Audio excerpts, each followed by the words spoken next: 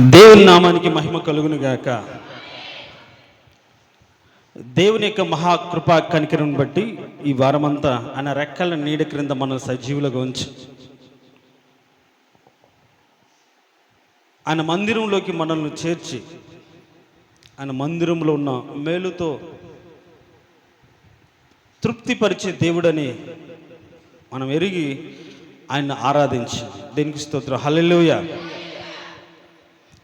ఈరోజు ఒక శ్రేష్టమైన సత్యాన్ని మీకు తెలియచేయాలని ఆశపడుతున్నాను. మనం గత 2 వారాలుగా అసూయను గురించి మనం చెప్పుకుంటూ అసూయ వలన కలిగే నష్టాన్ని మనం చెప్పుకున్నాం.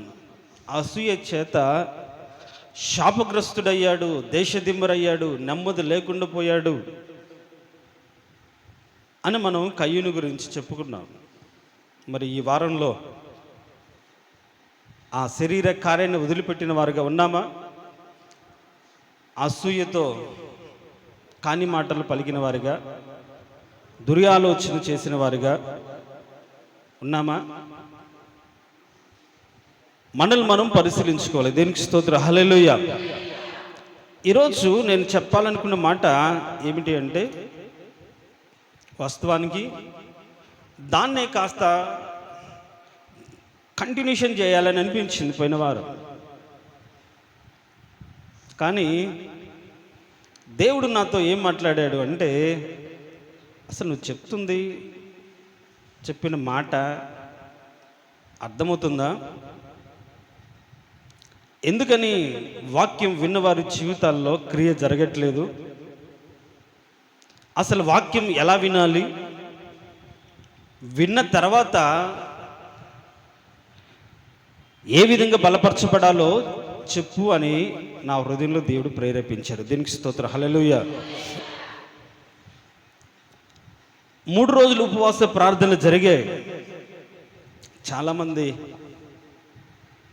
ఉజ్జీవంగా జరిగాయని కొందరు, బలపరచబడ్డామని కొందరు,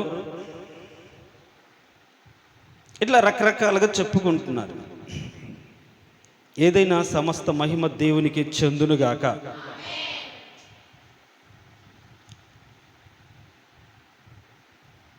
మూడు రోజులు విన్న వాక్యంలో మొదటి రోజు చెప్పిన వాక్యం ఎవరైనా చెప్పగలుగుతారా?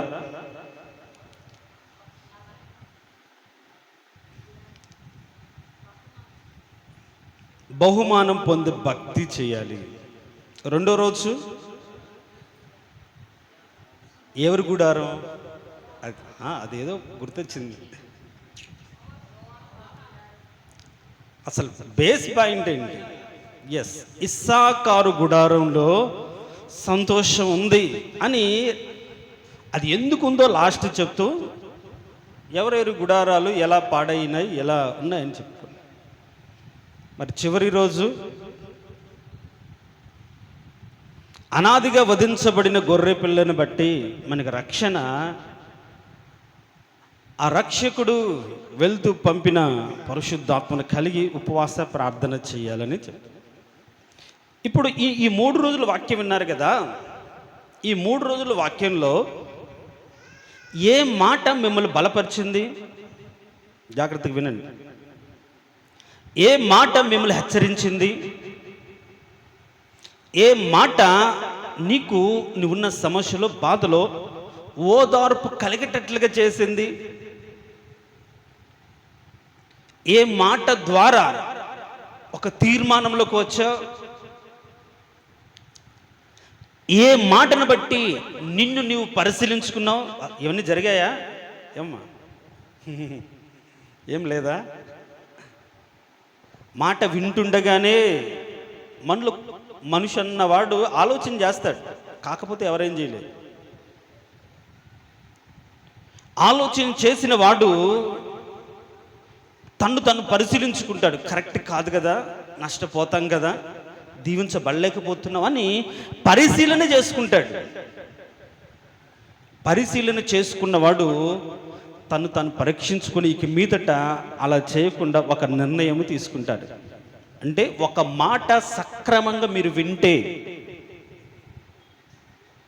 ఎప్పుడైనా అది ప్రత్యేకమైన మీటింగ్స్ కావచ్చు, ఆదివారం కావచ్చు, బైబిల్ స్టడీ కావచ్చు, విజ్ఞాపన కూడిక కావచ్చు, ఏదైనా సరే దేవుని వాక్యం వింటూ ఉన్నప్పుడు, దేవుని మాటలు వింటూ ఉన్నప్పుడు, దైవ సేవకులు బోధిస్తున్నప్పుడు ఒక మాట నీకు గుచ్చినట్టుగానో, ఒక మాట నిన్ను ఆదరించినట్టుగానో, ఒక మాట నిన్ను బలపరిచినట్లుగానో, ఒక మాట నీకు సంతోషాన్ని కలిగించినట్లుగానో ఉంది అంటే ఆ సంగతి, ఆ విషయం అంతవరకేనా? ఆ రోజు వరకేనా? ఆ క్షణం వరకేనా? కాదు. గమనించండి, ఈ రోజుల్లో చాలామంది ఆ క్షణం సంతోషపడతారు, ఆ క్షణం ఓదార్చబడతారు, ఆ క్షణం బలపరచబడతారు. కానీ ఇంటికి వెళ్ళిన తర్వాత ఇక్కడ ఉన్నట్టుగా ఇళ్లలో ఉండదుగా, ఇక్కడ ఉన్నట్లుగా ఉద్యోగాలు చేసే చోట ఉంటుందా? చాలా తేడా. అసలు ఇక్కడ ఉన్న ఆనందానికి, ఇక్కడ వచ్చిన ఆత్మ ఆవేశానికి, ఆత్మ బలానికి బయటికి వెళ్ళి మనం చూస్తే పూర్తిగా వ్యతిరేకంగా ఉంటాయి. ఇక్కడ ఎంత కాన్ఫిడెంట్గా దేవుని యొక్క నమ్మకాన్ని బట్టి బ్రతకొచ్చో అంత కాన్ఫిడెంట్గా ఒక తీర్మానం, ఒక సమర్పణ కలిగిన వారిగా, మనసులో బలపరచబడిన వారికి ఉంటారు. బయటికి వెళ్ళగానే అవన్నీ ఏం కనిపించవు. లోకస్తులు, లోక చర్యలు, లోకపు తలంపులు, ఆ లోకం మన మీద వేసేటువంటి ప్రభావం అర్థం చేసుకోలేక తిరిగి లోకంలో బాధగానే ఉంటాయి. వింటూనే ఉంటారు కానీ బలపరచబడట్లేదు. ఇది నా కోసమే అన్నట్టుగా ఉంటుంది. మరి నీ కోసం దేవుడు చెప్పిన మాటను నువ్వు ఎలా స్వీకరించావు, ఎలా అంగీకరించావో తెలుసుకోలేని స్థితిలో ఉండిపోతున్నారు. కాబట్టి నేను ఈరోజు చెప్పాలనుకున్న ఒక మాట ఏంటంటే, దేవుడు నీతో మాట్లాడాడు అన్న మాట ఈరోజు నీ బ్రతుకులో ఉందా? దాన్ని ఏం చేసావు? దాని కొరకు ఏం చేసావు? దేవుడు నన్ను బలపరిచాడు అన్న ఆలోచన కలిగినప్పుడు, ఆలోచన బట్టి ఎంతసేపు బలపరచబడ్డావు, ఎన్ని రోజులుగా బలపరచబడ్డబడుతున్నావు, ఎంతగా నువ్వు దీవించబడ్డావు. అలా మనం ఎనాలిసిస్ చేసుకొని చెప్పబడిన మాటను అంగీకరించకపోతే నీ బ్రతుకులు ఎప్పటికీ సంతోషం ఏముండదు. ఈరోజు చాలా పాస్టర్ గారు బాగా చెప్పారు. ఎవరి కోసం చెప్పాడు? నేను బాగా చెప్పగలను అని నిరూపించుకోవడానికి వచ్చి చెప్పాడా? నేను మర్మాలు చెప్పగలను అని గొప్ప కోసం చెప్పాడా? కాదు. వాక్యం విన్న తర్వాత పాస్టర్లను పొగడడం కాదు. విన్న వాక్యం నీకెంతవరకు అర్థమైంది, దానిని బట్టి నువ్వు ఏ మాటను అంగీకరించావు, ఏ మాటను బట్టి బ్రతకడానికి నిర్ణయించుకున్నావు. ఎందుకని సువార్త కూడికలు పెడతారు? రక్షణ సువార్త కూడికలని అందరినీ పిలుస్తారు. కారణం ఏంటి? ఆ సువార్తలు ప్రకటించే మాట కొందరి జీవితాలు ప్రభావితం చేస్తుంది. ఆ మాటకు లోబడి వాళ్ళ పాప రోత జీవితాన్ని వదిలిపెట్టి క్రీస్తులోకి వస్తారు. కాబట్టి అందుకే వాక్యం ప్రకటించబడుతుంది. దేవునికి స్తోత్రం, హల్లెలూయా. నేనంటాను, విన్న వాక్యం నీ బ్రతుకులో ప్రయోజనకరంగా ఉండినట్లుగా, దీవెనకరంగా ఉండినట్లుగా నీకోసం పలకబడిన మాట, ఇది నా మాట, నా కోసం అనుకున్న ఆ మాట, ఆ వాక్యం ఈరోజు నీ హృదయంలో నిలిచి క్రియ చేసేదిగా ఉందా? నిన్ను బలపరిచేదిగా ఉందా? నిన్ను స్థిరపరిచేదిగా ఉందా? నిన్ను ఓదార్చేదిగా ఉందా? లేకుంటే ఒక శ్రేష్టమైన తీర్మానంలోకి తీసుకొచ్చేదిగా ఉందా? లేకుంటే బాగా చెప్పారు అనుకుని భ్రమలోనే బ్రతుకుతున్నావా? భ్రమలు విడిపోవాలి. దేవునికి స్తోత్రం, హల్లెలూయా. వాస్తవంలోకి రావాలి. మనం ఒకరిని మెప్పించడం వల్ల మనం ఏం బాగుపడ్డాం? మన బ్రతుకును మనం సరి చేసుకుంటేనే బాగుపడతాం. అది మాత్రం సత్యం. మన బ్రతుకును మనమే బాగు చేసుకోవాలి. ఆ బాగు చేసుకునే క్రియ మన చేతుల్లోనే ఉంది. దేవునికి స్తోత్రం, హల్లెలూయా. ఇన్ని రోజులుగా వాక్యం వింటూ ఏ మాటను పట్టుకొని, ఏ మాట ద్వారా నిన్ను నీవు బలపరుచుకొని విడిచిపెట్టి ఒక విశ్వాస సంబంధం క్రియ చేస్తున్నావు? మీరు విన్నారో లేదో, ఆత్మీయ తండ్రి గారు ఆయన ఏ మాటను బట్టి పట్టబడ్డాడు తెలుసా ఎవరికైనా? ఆయన రక్షణలోకి రాకముందు లోక సంబంధంగా బ్రతికినప్పుడు ఒకానొక సందర్భంలో నీవు జరిగించిన హేయ కృత్య ఫలం నిశ్చయంగా నువ్వు అనుభవిస్తావు అనే మాట అని పట్టుకున్నది. నేను చేసిన పాపిష్టి పనులను బట్టి నష్టం ఖచ్చితంగా అనిపిస్తాను, బాధ భయంతో అయ్యో అని బాధపడి దుఃఖపడి ఇలానా నేను బ్రతికాను, ఇంత దారుణంగా నేను జీవించాను అనుకుని పాపను ఒప్పుకొని వదిలిపెట్టి నీతిమంతుడిగా మార్చబడి రక్షణలోకి వచ్చాడు. దేవునికి స్తోత్రం, హల్లెలూయా. దాదాపుగా 45 సంవత్సరాల క్రితమే, ఆయన 1975వ సంవత్సరం ఎప్పుడో రక్షణలోకి వచ్చాడు. 70 చూడండి. ఆ మాట మన జీవితం క్రియేట్ చేయడానికి ఆ మాట నువ్వు పట్టుకోకపోతే, ఆ మాట అనేది నీ బ్రతుకులోకి నువ్వు స్వీకరించకపోతే ఎన్ని వారాలుగా వాక్యం విన్నా నీ బ్రతుకులో మార్పు అనేది రాదు. కాబట్టి నేను ఈరోజు చెప్పాలనుకున్న మా అంశం ఏంటంటే, 3 రోజులు ఉపవాస ప్రార్థనలో కావచ్చు, ఆదివారంలో కావచ్చు, శనివారం కావచ్చు, మన బైబిల్ స్టడీలు కావచ్చు, కొన్ని మాటలు ఇది నీ కొరకే, ఇది నా కొరకు అన్నటువంటి వాక్యం అది క్రియేట్ చేయదగినట్లుగా నీవు ఆ మాటను, ఆ వాక్యాన్ని నీ హృదయంలో ఉంచుకున్నావా? దేనికి స్తోత్రం, హల్లెలూయా. ఎందుకంటే విన్న వాక్యాన్ని మన హృదయంలో ఉంచుకోకుండా దాని ప్రకారంగా బ్రతకకుండా ఉంటే ఉపయోగం ఏమీ లేదు.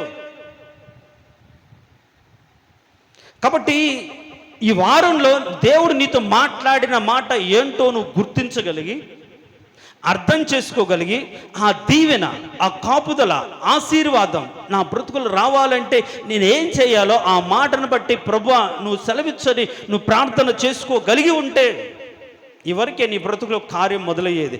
దేనికి స్తోత్రం, హల్లెలూయా. ఆ మాటను గురించి మనం ధ్యానం చేద్దాం. ఒక మాట చదువుదాం.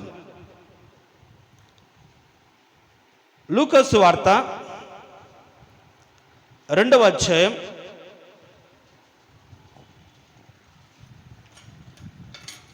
29వ వచనం.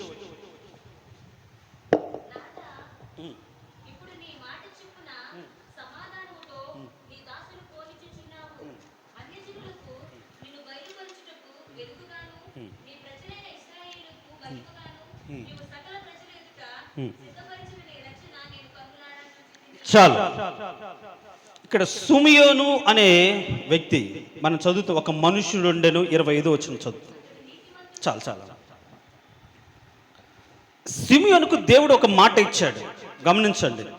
ఇంకా నా మాటలు వినాలి, ఇంకా బైబిల్ క్లోజ్ చేసి చూడండి, అందుకే నేను రెఫరెన్స్లు ఎక్కువ చెప్పను. ఈ మనుషునికి దేవుడు ఒక మాట చెప్పాడు. యేసు ప్రభు పుట్టక ముందే నేను లోకరక్షకుడిని లోకానికి పంపిస్తున్నాను, ఖచ్చితంగా రక్షణను కన్నులారా చూస్తా, ఆ రక్షణ ఈ మందిరంలోకే వస్తుంది అని దేవుడు మాట్లాడిన మాట విన్నాడు సిమియోను. మాట విని ఆ దేవాలయంలో కనిపెడుతూ ఉన్నాడు. ఇప్పుడు ఆయన గురించి ఒక మాట కానీ మనం చదివితే 25వ వచనంలో, భక్తిపరుడు నయ్యుండి ఇశ్రాయేలుకు ఆదరణ కొరకు కనిపెట్టువాడు పరిశుద్ధాత్మ అతని మీద ఉండెను, అతడు ప్రభు యొక్క క్రీస్తును చూడక మునుపు మరణం పొందడని అతనికి పరిశుద్ధాత్మ చేత బయలుపరచబడి ఉండెను. చాలు, దేవుడు బయలుపరిచాడు. నువ్వు ఖచ్చితంగా వయసు పెరిగింది కావచ్చు, వృద్ధాపంలోకి వచ్చావు, కానీ క్రీస్తును, అభిషక్తుణ్ణి, ఇశ్రాయేలు ఎవరి కోసం, విమోచన కోసం కనిపెడుతున్నాడు, ఆ యేసును చూడకముందు చావు అని ఒక మాట చెప్పాడు. ఒక మాట ఇచ్చాడు దేవుడు. ఒక మాట తనకు బయలుపరచబడింది, ఒక మాట తనకు అర్థమైంది. ఆ మాట తన బ్రతుకులు జరిగించబడ్డానికి ఆయన ప్రతిరోజు దేవాలయానికి వచ్చేవాడు. దేనికి స్తోత్రం, హల్లెలూయా. ఎలా వచ్చేవాడు దేవాలయానికి? ఈ పాయింట్ మనం పట్టుకోండి. అక్కడ ఉంటుంది చూడండి, ఆత్మవశుడై అతడు దేవాలయములోనికి వచ్చెను. ఆత్మవశులమై రావాలి దేవుని సన్నిధిలోకి. వచ్చిన తర్వాత అయినా సరే దేవుని ఆత్మవశంలోకి వెళ్ళాలి. దేవుని ఆత్మ వశం అయితే దేవుని ప్రత్యక్షత చూస్తాం, లేకుంటే చూడం. నేను ఆత్మవశుడనైతేని అంటాడు పరదేశంలో. ఆత్మవశుడనై తనతో చెప్పుచున్న వానికి స్వరం వినడానికి చూడ తిరిగాడు, స్వరం విన్నాడు. మహోన్నతమైన సింహాసనం మీద దేవుడు ఆసీనుడై ఉన్నట్టు చూచాడు. ఎప్పుడు ఈ దర్శనం కలుగుతుంది అంటే ఆత్మవశులమై ఉన్నప్పుడే. ఈయనకు బయలుపరచబడిన మాట చొప్పున తన బ్రతుకులు జరగడానికి కారణం ఆ మాట చొప్పున చేశాడు. దేవుడు ఒకరికి మాట ఇస్తే దాన్ని జరిగిస్తాడు. దేనికి స్తోత్రం, హల్లెలూయా. ఎంతమంది నమ్ముతున్నారు ఈరోజు? వాగ్దానాలు తీసుకున్నారు కదా, మరి ఆ వాగ్దానం నెరవేర్పు గురించిన ఆలోచన కలిగి ప్రార్థన చేసే వాళ్ళు ఎంతమంది? ఆయన మాట ఇస్తే ఖచ్చితంగా నెరవేర్చే దేవుడు. ఈ సుమేను విషయంలో నువ్వు చనిపోవు, ఖచ్చితంగా క్రీస్తును చూస్తావంటే ఆయన ఆ మాట నమ్మి ఆ మాటకు లోబడి ప్రతిరోజు ఆత్మవశుడై దేవాలయానికి వస్తూ ఉండేవాడు. అయితే ఒకరోజు ఆ 8వ రోజు యేసు ప్రభువుడు ఆ దేవాలయంలోకి సున్నతి చేసిన తర్వాత వాళ్ళు ఇవ్వాల్సిన కానుక అర్పించడానికి వచ్చినప్పుడు, అప్పుడు 28వ వచనం చూడండి. అంతటి ధర్మశాస్త్ర పద్ధతి చొప్పున ఆయన విషయమై జరిగించుటకు తల్లిదండ్రులు శిశువైన యేసును దేవాలయంలోకి తీసుకుని వచ్చినప్పుడు అతడు తన చేతులతో ఆయన ఎత్తుకొని దేవుని స్తుతించుచు ఇట్లా, నేను నాదా, ఇప్పుడు నీ మాట చొప్పున సమాధానంతో నీ దాసుని పోనిచ్చుచున్నావు. దేనికి స్తోత్రం, హల్లెలూయా. మాట దేవుడు ఇస్తే దాని ప్రకారం జరిగించే దేవుడు. ఏంటంట? మాట ఇస్తే దాని ప్రకారంగా ఏదైనా సరే అని చెప్పిన మాట చొప్పున ఖచ్చితంగా చేస్తాడు. అయితే ఇప్పుడు మనము మన బ్రతుకులో దేవుని క్రియ జరుగునట్లుగా ఏ మాటను మనం మన బ్రతుకులో కలిగి ఉన్నాం, ఏ మాట నీ బ్రతుకులో బయలుపరచబడింది, ఏ మాట ఇది నీ కొరకు ఏర్పరచబడిందని నమ్మకంతో నువ్వు బ్రతుకుతున్నావు, ఏ వాక్యం ద్వారా దేవుడు ఈ క్రియ నా జీవితంలో జరిగిస్తాడు, ఈ వాక్యం నా బ్రతుకు నెరవేరుస్తాడని ఒక నమ్మకం కలిగించింది. మరి ఇన్ని రకాల ఆలోచనలు కలిగి అది జరిగించబడాలి అంటే నువ్వేం కలిగి ఉండాలి? వాగ్దానం తీసుకున్నంత మాత్రం కాదు కదా. సంవత్సరాలు తీసుకుంటుంటారు, ఏమి ఫలాలు ఉండవు కాదు. దేవుడు మాట ఇస్తే మాట తప్పని వాడు, ఖచ్చితంగా ఆ మాట చొప్పున జరిగించే దేవుడు. దేవునికి స్తోత్రం, హల్లెలూయా. సిమియోనుకు దేవుడు మాట ఇచ్చాడు, నువ్వు చనిపోవు చూస్తావు, మందిరంలో ఉండు అని చెప్తే ఆయన మందిరంలో కనిపెట్టినప్పుడు యేసు ప్రభు లోపలికి రాగానే పరిశుద్ధాత్ముడు ఈయన క్రీస్తు అని బయలుపరచగానే ఆయన ఎత్తుకొని, ప్రభువా నువ్వు చెప్పినట్టుగా నేను క్రీస్తును చూశాను, కన్నులారా చూసి భాగ్యాన్ని నాకు అనుగ్రహించావని దేవుని స్తుతించాడు. దేవునికి స్తోత్రం, హల్లెలూయా. అంటే ఒక మాట, దేవుడిచ్చిన మాట మన జీవితంలో క్రియారూపం జరగాలంటే, ఆ మాట మన జీవితంలో నెరవేర్చబడాలంటే మనము ఏం చేయాలో, ఏం చేస్తే అది జరుగుతుందో తెలుసుకొని ఉండాలి. అలా లేకపోతే యాకోబు పత్రిక చెప్పినట్టుగా మీరు వినువారుమై ఉన్నట్టుగా ఉంటే మీకేం లాభం? ఏమంటాడు? మిమ్మల్ని మీరు మోసపరుచుకుంటున్నారని. ఏంటంట? చాలా జాగ్రత్తగా రావడం, పద్ధతిగా రావడం, జాగ్రత్తగా వినడం, వినినట్టుగా నటించడం వేస్ట్. అది శాపగ్రస్తం. మిమ్ముళ్ళు మీరు శాపగ్రస్తులుగా చేసుకుంటున్నారంటాడు యాకోబు రాసిన పత్రికలో. మీరు వినువారు మట్టుగా ఉంటే, జస్ట్ మందిరానికి వచ్చి వినాలి విన్నట్టుగానే ఉంటే మిమ్మల్ని మీరు మోసపరుచుకుంటున్నారు. మరి ఈరోజు నేను దేవుని వాక్యం అనుకుంటున్న నీ జీవితాల్లో విన్న వాక్యాన్ని బట్టి ఇది నా దేవుడు నాతో మాట్లాడిన మాటను అంగీకరించి దాన్ని స్వతంత్రించుకోవడానికి నువ్వేం చేసావు? దేవుడు నాతో మాట్లాడాడు అని ఆ రోజు బలపరచబడితే సరిపోదు కదా. నా బాధ అంతా అదే.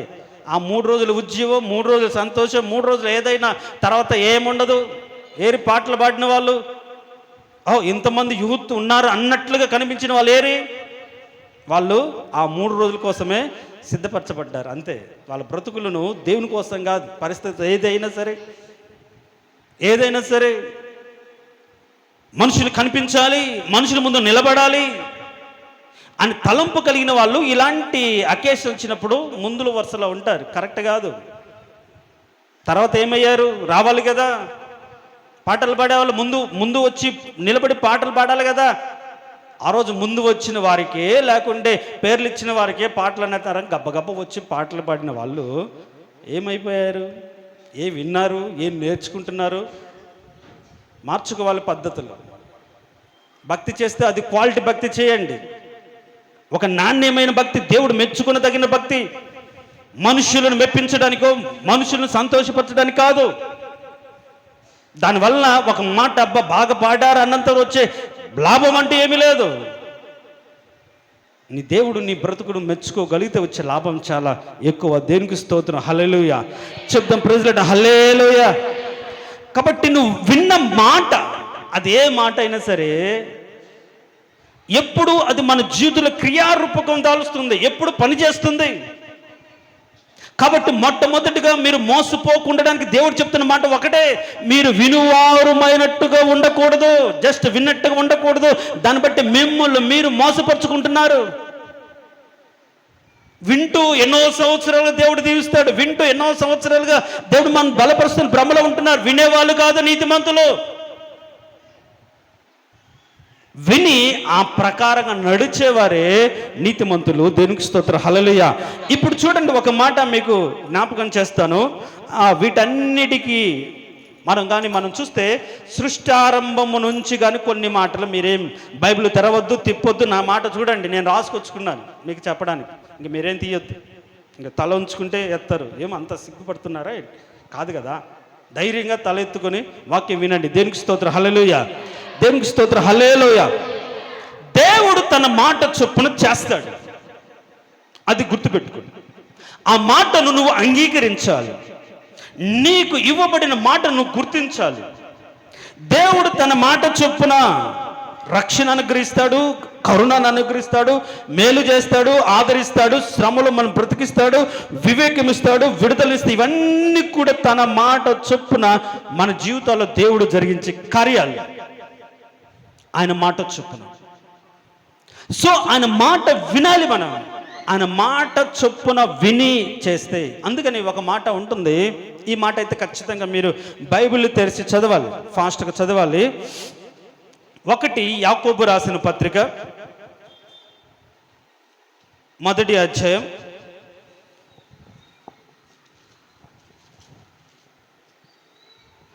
22వ వచనం. మీరు వినువారు మాత్రమై ఉండి మిమ్మును మీరు మోసపుచ్చుకొనకుండా వాక్య ప్రకారం ప్రవర్తించువారునయ్యుండుడి. దేవునికి స్తోత్రం. హల్లెలూయా. 23వ వచనం. ఎవడైనను వాక్యం వినువాడై ఉండి దాని ప్రకారం ప్రవర్తింపను వాడైతే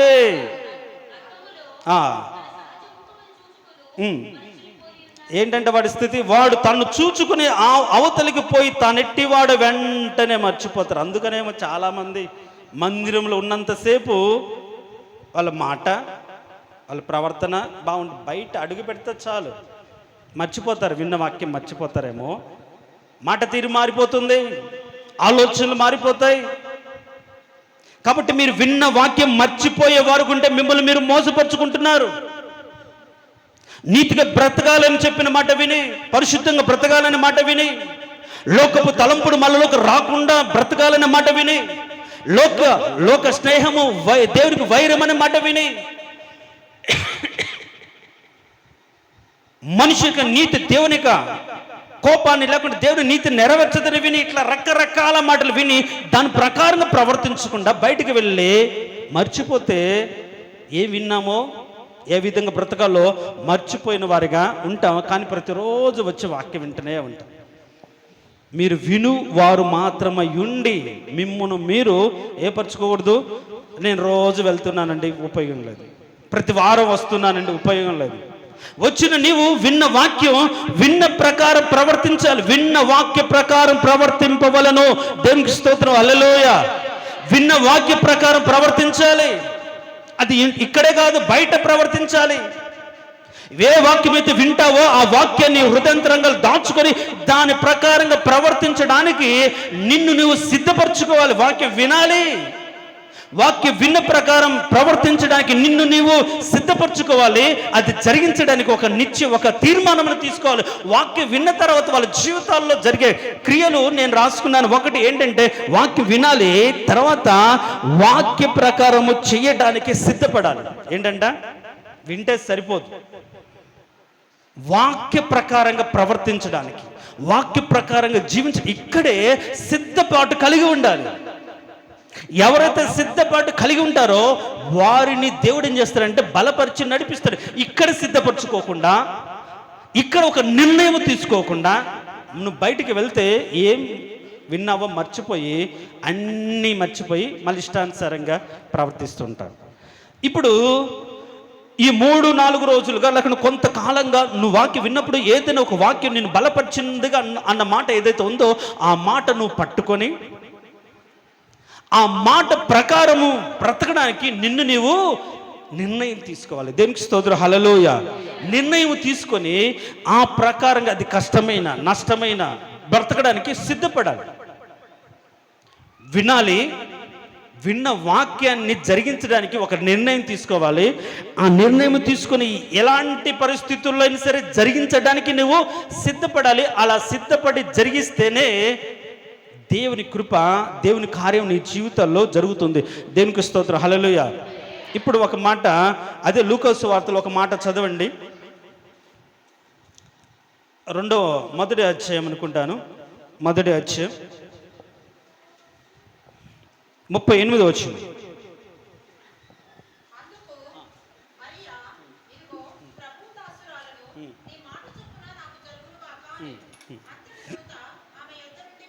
చాలు. ఇప్పుడు ఈమె ఏమంటుందంటే నీ మాట చొప్పున నాకు జరుగుగా.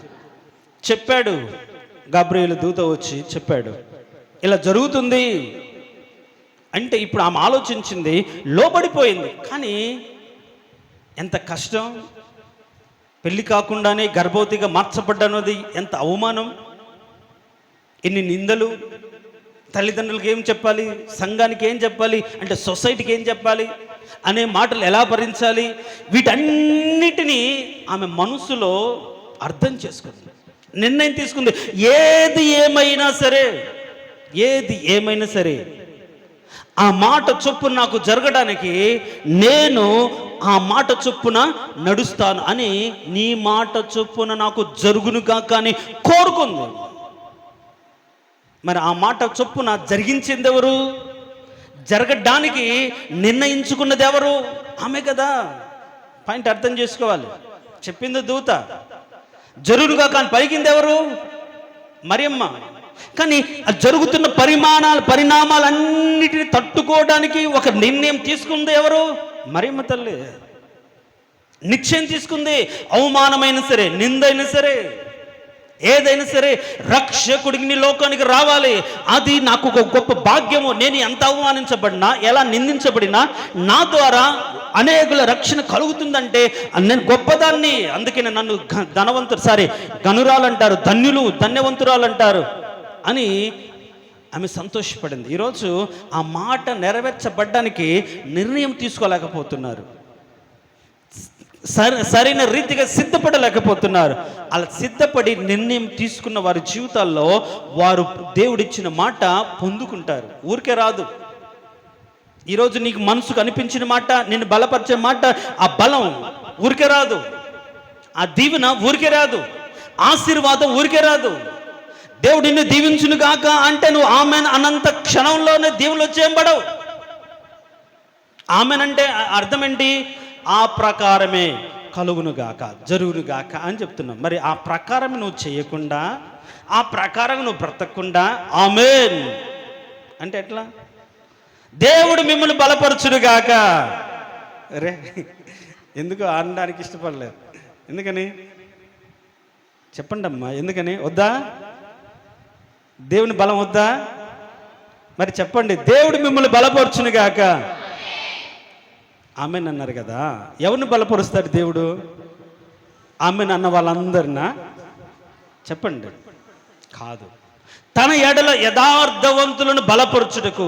అంటే ఒకవేళ నువ్వు ఆమెన్ అన్న మనసులో దేవుని ఎదుట యథార్థత కలిగి, యథార్థమైన భక్తి కలిగి, నీతి కలిగి, పరిశుద్ధత కలిగి నువ్వు ఆమెన్, అవును ప్రభువా నువ్వు, నీ బలం నాకు కావాలి, ఆ యథార్థతని సంపాదించుకున్న తలంపుతో నువ్వు ఆమెన్ అంటే నేను దేవుడు బలం వస్తుంది. అంతేగాని ఏదో నలుగురితో నారాయణ కులంతో గోవింద్ అన్నట్లుగా ఊరికే వచ్చి ఆమెన్ ప్రభు అంటే కాదు.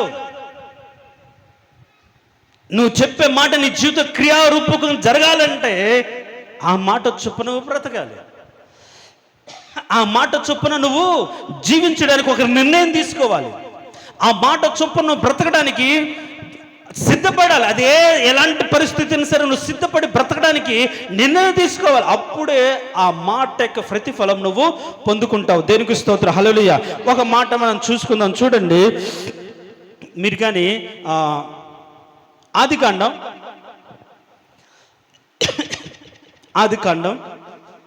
26వ అధ్యాయం. ఆదికాండం 26వ అధ్యాయం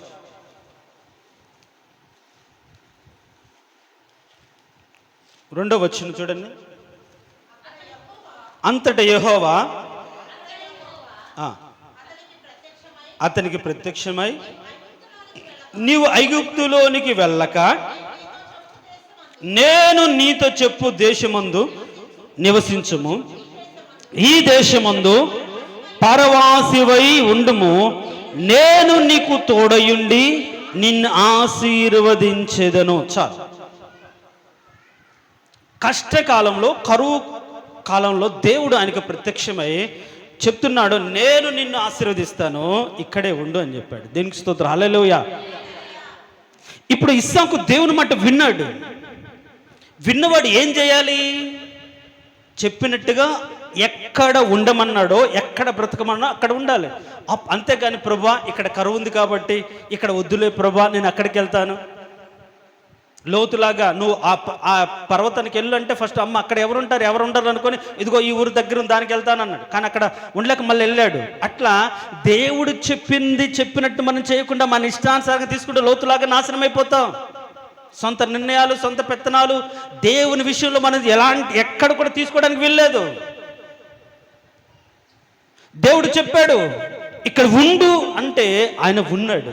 బైబిల్ ఏం చెప్తుందంటే ఒక మాట ఇప్పుడు చదవండి. మత్తయి సువార్త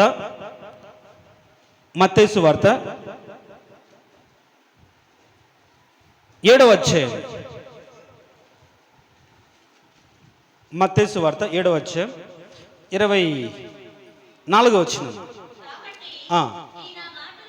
ఈ నా మాటలు విని వాటి చొప్పున చేయు ప్రతివాడు. చాలు. ఇప్పుడు మొదట మనం వినువారు మాత్రమై ఉండి జస్ట్ వినడానికి మాత్రం ఉంటే వాడు తను మోసపరుచుకుంటున్నాడు. కానీ విన్నవాడు ఏం చేయాలి? వాక్య ప్రకారం ప్రవర్తించాలని మాట విన్నాం. అందుకని ప్రభు చెప్తున్నాడు, నా మాటలు విని వాటి చొప్పున చేయాలి. ఇప్పుడు ఇస్సాకు కూడా ఏం చేయడం? దేవుని మాట విన్నాడు. నేను నిన్ను దీవిస్తున్నా, అబ్బా దేవుడు నన్ను దీవిస్తాడు, చాలా అనుకోలేదు. వాటి చొప్పున మనం చేసినప్పుడు ఆ దీవెన. దేవుడు వాక్యము ద్వారా నీతో మాట్లాడినప్పుడు, వాక్యము ద్వారా ఇది నా కోసం అని నీకు అనిపించినప్పుడు, ఆ వాక్య ప్రకారంగా నువ్వు చేస్తేనే ఆ వాక్యపు తాలూకు దీవెన కానీ, ఆశీర్వాదం కానీ, బలము కానీ ఏదైనా సరే నీకు కలుగుతుంది. తప్ప ఊరికి వింటే కాదు. ఊరికి విన్నంత మాత్రమే రాదు. అందుకని అంటాడు, ఈ నా మాట చొప్పున విని ఈ మాట చొప్పున చేయు ప్రతివాడు అని. ఇప్పుడు ఒక ధనవంతుడు పరిగెత్తుకుంటే యేసు ప్రభు దగ్గరికి వచ్చి, సద్బోధకుడా నిత్య జీవాన్ని పొందడానికి నేనేమి చేయాలి అని అడిగాడు. అప్పుడేమన్నాడు? నిన్ను వలే నీ పొరుగువాన్ని ప్రేమించు, ఈ ఆజ్ఞలు పాటించంటే చిన్నప్పటి నుంచే పాటిస్తున్నానని. అయితే మొత్తం వదిలిపెట్టి బీదలకి ఇచ్చి నన్ను వెంబడించు. విన్నాడా? అలా చేశాడా? లేదు. ముఖం చిన్నపుచ్చుకుని వెళ్ళాడు. ముఖం చిన్నపుచ్చుకుని వెళ్ళిపోయాడు. ఇప్పుడు ఆయన మాట విననట్ట? చాలా మంది కూడా దేవుని మాట వాక్యం విని మొహం చిన్నపుచ్చుకుంటారు. ఇంత కఠినమైన వాక్యం ఎలా వింటామని యేసు ప్రభునే 500 మంది వచ్చిన వాళ్ళు చివరికి ఎంతమంది అయ్యారు? 70 మంది. 70 మంది కాస్త ఎంతమంది అయ్యారు? 11 మంది, 12 మంది అయ్యారు. ఆయన మాట కఠినమే. అర్థం చేసుకోగలిగితేనే ఉపయోగం, లేకపోతే అది గద్దింపులాగానే ఉంటుంది, కఠినంగానే ఉంటుంది, బాధగానే ఉంటుంది, గుచ్చినట్టుగా ఉంటుంది, నన్నే టార్గెట్ చేసినట్టుగా ఉంటుంది. ఆయన మాట చొప్పున చేయాలి. ఈయన కూడా పరిగెత్తుకొని వచ్చాడు. ఆయన యొద్దకు వచ్చి, అక్కడ రాయబడింది, ఆయన యొద్దకు వచ్చి అన్నమాట ఒక మాట ఉంటుంది. మీరు లూకాసు వార్త చూడండి, లూకాసు వార్త 6వ అధ్యాయం 47వ వచనం.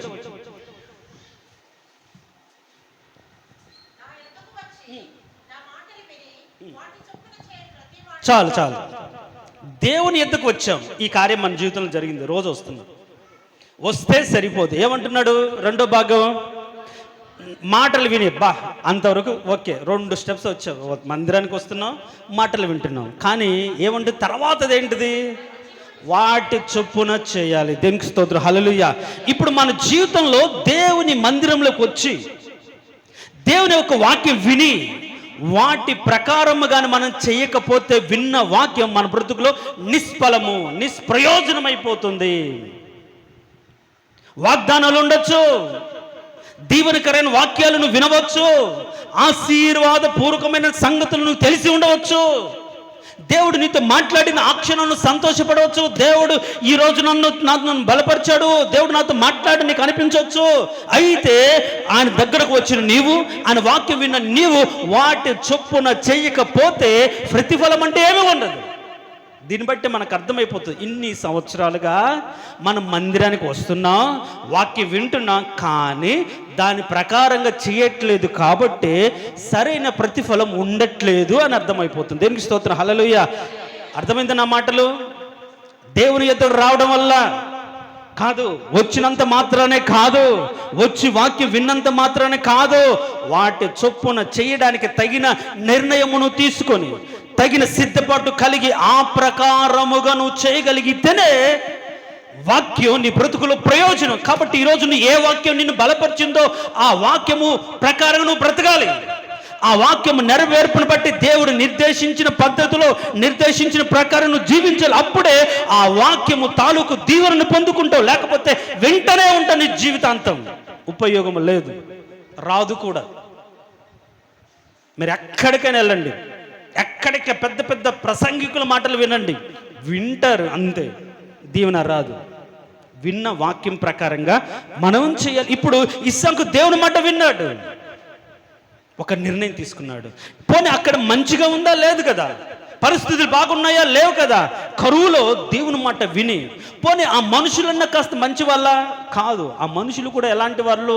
చెడ్డవారు అని రాయబడింది అక్కడే 6వ వచనంలో. ఆ మనుషులు దేవుని భయం లేకుండా అక్కడ ఉన్నవారు చెడ్డవారని రాయబడింది. అలాంటి వారి మధ్య దేవుని మాట విని లోబడి బ్రతకడం ఎంత కష్టం. కానీ దేవుని మాట జరగాలి, దేవుని చిత్తం జరిగించాలి, స్థిరమైన నిర్ణయం తీసుకున్న వాళ్ళు ఎలాంటి స్థితిలోనైనా సరే ఆయన మాట నెరవేర్చడానికి బ్రతుకుతారు. దేవునికి స్తోత్రం, హల్లెలూయా. అలా బ్రతికిన వారి జీవితాల్లో అలా బ్రతుకుతే, ఆ మాట చొప్పున చేస్తే వాడు బుద్ధిమంతుడు. తర్వాత బండ మీద ఇల్లు కట్టుకున్నవాడుగా ఉంటాడు.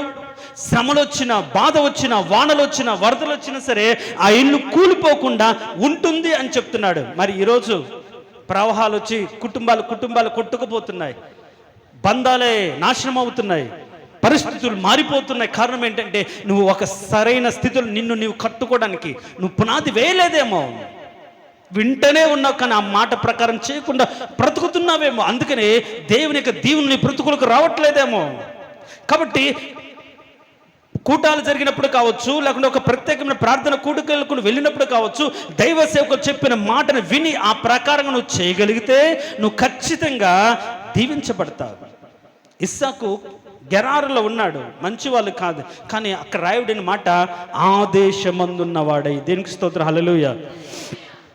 విన్నవాడు చెప్పావు ప్రభా దీవిస్తానన్నావు అని వెళ్ళిపోలేదు, అక్కడే ఉన్నాడు, అక్కడే లోబడి బ్రతికాడు. కాబట్టి ఎక్కడైతే నువ్వు విన్నావో అక్కడే లోబడి దేవుని చెప్పినట్టుగా చేస్తే దేవుడు నిన్నేం చేస్తాడు? అది కరువు అయినా సరే అది నీకు ఆశీర్వాదకరంగా మారుస్తాడు. నష్టమైనా సరే దేవుడు నీకు దీవెనకరంగా మారుస్తాడు. అన్నదమ్ములు చంపాలనుకున్నారు, నష్టపరిచారు, కానీ దానినే దీవెనకరంగా మార్చాడు. అవమానించిన వారి మధ్యలో నిన్ను తలెత్తుకునే వారిగా చేస్తాడు. ఊరికనే జరగవు ఇవన్నీ కూడా. విన్న వాక్యాన్ని బట్టి నువ్వు బ్రతికిన దాన్ని బట్టి జరుగుతుంది. విన్న వాక్యాన్ని బట్టి నువ్వు ప్రవర్తించిన దాన్ని బట్టి కలుగుతుంది. అంతేకాని విన్నాను దేవుడు దీవిస్తాను భ్రమలో ఇంకా బ్రతకమాకండి.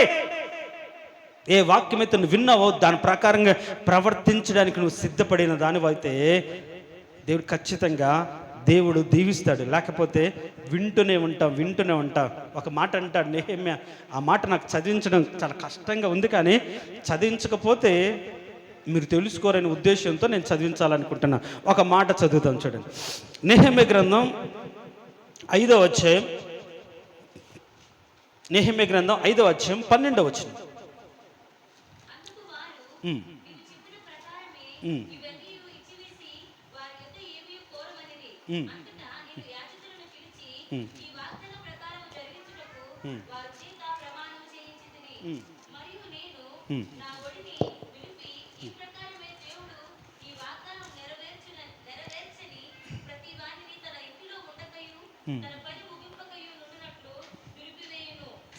నెహెమ్యా గ్రంథం 5వ అధ్యాయం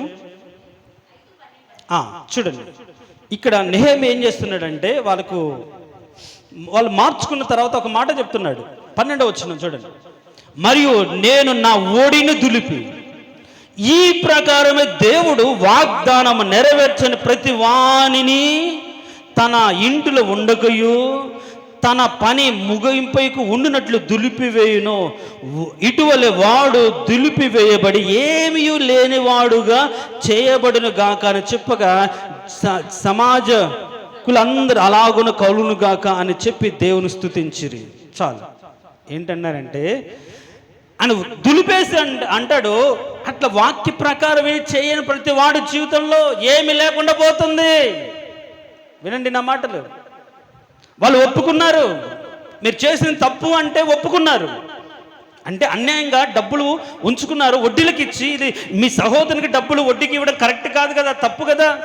మీ సహోదరుని బానిసలుగా చేసుకోవడం తప్పు కదా. అంటే అయ్యా తెలియక చేసాంలా అని ఒప్పుకొని ఏం చేస్తారంటే ఎవరితో వాళ్ళకి ఇచ్చేసి విడిపించేసి నువ్వు చెప్పినట్టుగా చేస్తావు అని చెప్పిన తర్వాత అంటున్నాడు, ఎవడైతే చెయ్యకపోతే విని ఆ ప్రకారంగా బ్రతకపోతే నేను చేస్తాను చెప్పినట్టుగా ఉండకపోతే ఈయన దులిపి అంటున్నాడు. ఈ విధంగా వాడిని దులిపి వేస్తాడు. దేవుడు దులిపి వేస్తే వాడు ఏమీ లేని వాడిగా ఉంటాడు. ఎంత దారుణం అండి.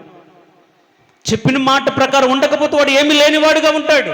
వాక్య ప్రకారంగా బ్రతకపోతే వాడి బ్రతుకులు ఏమీ ఉండదు. సంతోషం ఉండదు, సమాధానం ఉండదు, నెమ్మది ఉండదు, అభివృద్ధి ఉండదు, ఆశీర్వాదం ఉండదు, నీతి ఉండదు, భయభక్తి ఏమీ ఉండవు. అంతే దులిపేశారు, అంతే దుల్లగొట్టేశారు. కాబట్టి ఈరోజు వాక్యం విని ఆ ప్రకారంగా ఉండకపోతే నువ్వు ఏమీ లేని దానిగా, ఏమీ లేని వాడిగా ఉండిపోతావు. ఎంత కఠినమైన మాట చెప్పండి. నువ్వు వాక్యం విని ఆ ప్రకారంగా నువ్వు ప్రవర్తించలేకపోతే దేవుడు నిన్ను దులిపేస్తాడు. నీ బ్రతుకులో ఒకవేళ ఇప్పటి వరకు సంతోషం పట్టిందేమో, లేకుంటే ఇప్పటి వరకు నువ్వు బాగా బ్రతుకుతున్నావేమో, ఆయన దులపగానే మొత్తం ఊడిపోతాయి, వదిలిపోతాయి, ఏమీ లేని దానికి అయిపోతాయి. విన్న వాక్యం ఆ వాక్య ప్రకారం మనం కానీ బ్రతకపోతే. కాబట్టి ఈరోజు ఏ మాట అయితే నువ్వు విన్నావో ఆ మాట చొప్పున చేయడానికి నువ్వేం చేయాలి? ఒక నిర్ణయం తీసుకోవాలి, ఒక తీర్మానం తీసుకోవాలి.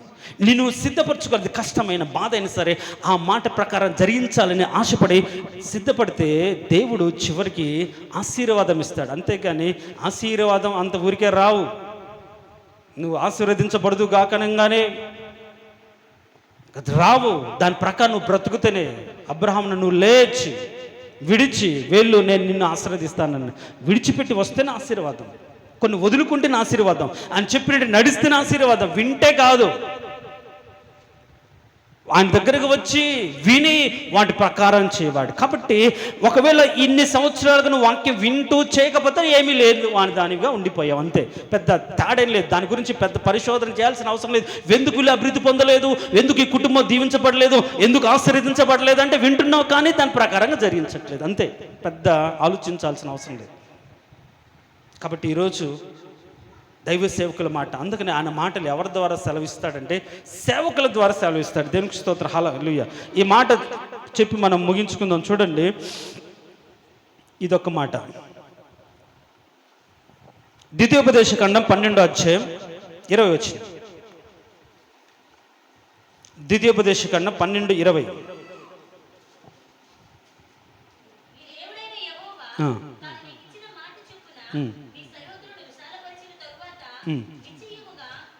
అక్కడ కదమ్మా, రాజులో రెండో గ్రంథం 24 వచ్చాయి.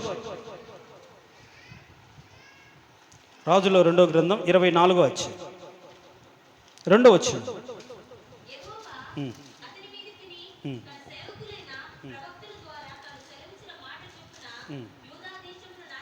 చాలు. ఇప్పుడు దేవుడు ఎవరి ద్వారా సెలవిస్తున్నాడు మాటలు? సేవకుల ద్వారా, ప్రవక్తల ద్వారా. ఇప్పుడు మనం ఎవరి మాట వినాలి? దేవుడు నాతో మాట్లాడితే నేను వింటాను అనే భ్రమలో బ్రతకకుండా, ఎవరైతే మీకు బోధించడానికి, ఎవరైతే మిమ్మల్ని నడిపించడానికి దేవుడు ఏర్పరచుకుంటాడో నిర్ణయించు ఆ సేవకుల మాట వినాలి. సారేపత విధవరాలు ఎవరి మాట వింది? ఏలియా మాట వింది.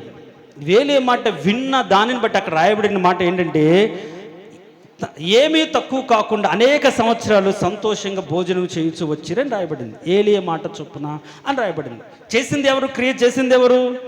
వర్షం రాకుండా ఆపింది ఎవరు? నూనె తక్కువ కాకుండా చేసింది ఎవరు? పిండి తక్కువ కాకుండా చేసింది ఎవరు? దేవుడే. కానీ ఎవరు మాట చొప్పున చేశాడు? సేవకుని మాట చొప్పున చేశాడు. కాబట్టి సంఘములో సేవకుడి మాట చొప్పున, అంటే మాట దేవుడు పలికిచ్చిన మాటను అంగీకరించి ఆ మాట చొప్పున నువ్వు చేయగలిగితే నీకు ఆశీర్వాదం.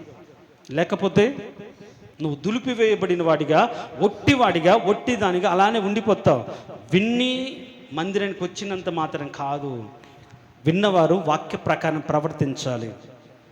కష్టమైన నష్టమే ఆ విధంగా ప్రవర్తిస్తే దాని ఫలం మనం పొందుకుంటాం. కాబట్టి దేవుడు నీతో మాట్లాడాడు అనే మాట ఏదైతే ఉందో ఆ మాటకు నువ్వు లోబడి ఆ మాట ప్రకారం జరిగిస్తానని ఒక నిశ్చయం తీసుకొని, ఏ స్థితిలోనైనా సరే నేను జరిగిస్తానని సిద్ధపడి నువ్వు బ్రతకగలిగితే చివరికి నువ్వు ఆ వాగ్దానాన్ని పొందుకుంటావు తప్ప, లేకపోతే ఎన్ని ఉపవాస ప్రార్థన కూడికలు పెట్టినా, ఎంత ఉద్యమం వచ్చినా విని సంతోషపడతారు, కానీ అనుభవించే స్థితిలోకి మనం రాం. కాబట్టి దేవుడు నీతో మాట్లాడిన మాట జరిగించే విధంగా మనమందరం కూడా తగిన క్రియలు మనము చేయాలి.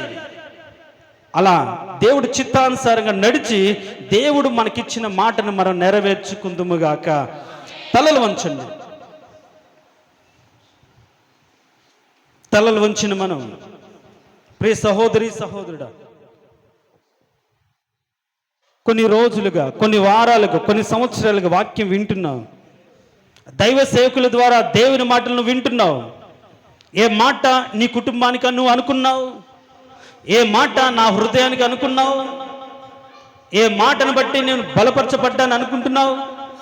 అది స్థిరపరచబడాలి అనుకుంటే, అది దాన్ని నువ్వు పొందుకోవాలనుకుంటే ఆ మాట చొప్పున ప్రవర్తించేవాడిగా నువ్వు ఉండాలి. లేకపోతే వినువారు మాత్రమై ఉండి మిమ్మల్ని మీరు మోసపరుచుకుంటూ ఇంతకాలం బ్రతికారు. అంతే. వచ్చిన వారిగా లెక్కలో ఉన్నారు, విన్న లెక్కలో ఉన్నారు, కానీ పొందుకున్న లెక్కలోకి రాలేకపోతున్నారు. కాబట్టి ఈరోజు దేవుడు నీతో మాట్లాడిన ఏ మాట అయినా సరే పొందుకోవడానికి ఆ మాట విని ఆ ప్రకారంగా ప్రవర్తించడానికి నిన్ను నువ్వు సిద్ధం చేసుకో. ఒక శ్రేష్టమైన తీర్మానం, నిర్ణయం తీసుకో. అప్పుడు ఆ ప్రకారంగా నువ్వు చేస్తే నువ్వు దీవెనలు పొందుకుంటావు. మహోన్నతుడా, సర్వాధికారి, జీవం కలిగిన దేవా, ఈ చివరి దినాల్లో వాక్యం విరివిగా ప్రకటించబడుతుంది నీ సేవకుల ద్వారా, నీ దాసుల ద్వారా.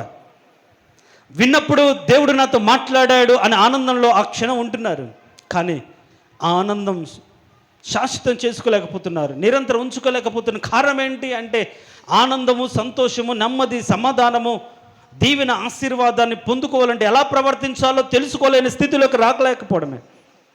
వచ్చిన స్థితిలో ఉన్నారు, విన్నవారిగా ఉంటున్నారు, కానీ దాని ప్రకారంగా బ్రతికేవారిగా లేకపోబట్టే వాళ్ళ బ్రతుకులు ఏమీ లేని వారిగా ఉండిపోతున్నారు, ఏమి పొందలేని వారిగా ఉండిపోతున్నారు. ప్రభువా, బుద్ధి లేని వారిగా ఉండిపోతున్నారు. వరదలు వచ్చి కొట్టుకొని పోతున్నారు, సమస్యలు వచ్చి సంఘానికి నీకు దూరం అయిపోతున్నారు. బుద్ధిమంతుడిగా ఆ మాట ప్రకారం నేను చేయాలి కదా, ఇది నా తీర్మానం కదా, ఇలా నేను చెప్పుకున్నాను కదా, బాప్తిసం తీసుకున్నప్పుడే నీ నామ మహిమార్థం బ్రతుకుతానని ఒప్పుకున్నాను కదా, అలా బ్రతకాలి కదా అనే కనీస ఆలోచన లేకుండా బ్రతుకుతూ దేవుడు మాకు దీవెనలు ఇవ్వలేదు, ఆశీర్వదించలేదు, వాళ్ళు ఆశీర్వదించబడ్డారు, వీళ్ళు ఆశీర్వదించబడ్డారని మాట్లాడుకుంటూ అసూయతో రగిలిపోతున్నా. కానీ ఆ ప్రకారంగా నేను ప్రవర్తించలేదనే ఒక పరిశీలనాత్మకమైన ఆలోచన చేయలేని స్థితిలో ఉంటున్నారయ్యా.